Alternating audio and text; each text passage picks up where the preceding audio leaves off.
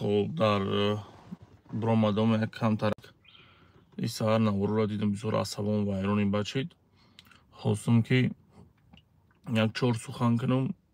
ما برادر عزیز هیچ وقت پشتی یک تروریسم اکستریمیسم نمیگیرم، چون که ما خودم بر ضد این نامردا و این نوجوان مردا و این بدبختایم. چه خیلی که گروه 24 و حزب نهضت اسلام امروز از خرسندی در کرتاهاشون میگنجند. من نمیدونم که اینا چی خیلی انسانن.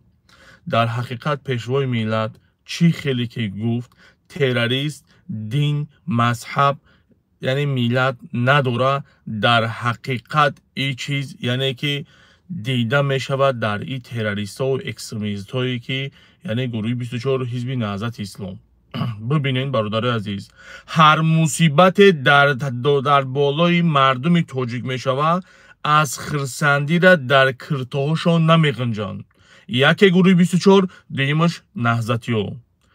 با والله با بیلاهی با تلاهی قسم میگم یگان بار شما جوانمرد واره شما نوارای نوجوانمردا را میبینین، ببینین که در حیاتشان یگان بار برای در بالای سر این ملت یگان مصیبت آمده باشه دیدگین که این بدبختای نوجوانمردای بیناموسا برای این ملت همدردی کرده باشند. شما همچو یک جوانمرد جواب بتین به این سوال. یگان بار در سر این ملت مصیبت آمده باشه یک گروه 24 دیم حزب نهضت اسلام یگان بار همدردی بیان کردگیان؟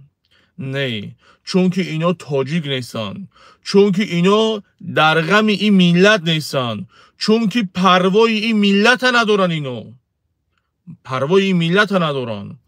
بخشش برادر عزیز، هر کسی که حاضر در افیر نیسته من با باوری میگم که این نواری ما را تماشا میکنن. من با وقت مسکو اگر بگیریم برادر عزیز ساعت 7:34 شده 7:34 ما برامدم افیر کردیستم.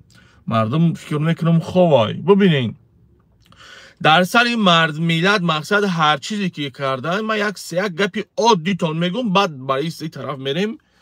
ببینین اول در برووردن 4 تاجیک 2 تاجیکش در کازات کردن که 2 تاجیکش در تاجیکستان های خرشو. من یک سوال با تمام تاجیکستانی ها میتونم. آیا در روسیه آدمی که کار میکنه تیمبالی که در پریگمخیر 500,000 روبل برای همون انسان پولای؟ یک دیوم آیا میتونه که همون آدمایی که در همون جا ایستادگی هن یعنی که برآمدن در همون جا گفتن که همین کارک ما کردیم؟ ببینیم برادر عزیز که بوده که در اومدن در همون ترگوی سنتر همون مقصد برادرای تاجیک ما که بوده که همون کارک کردن.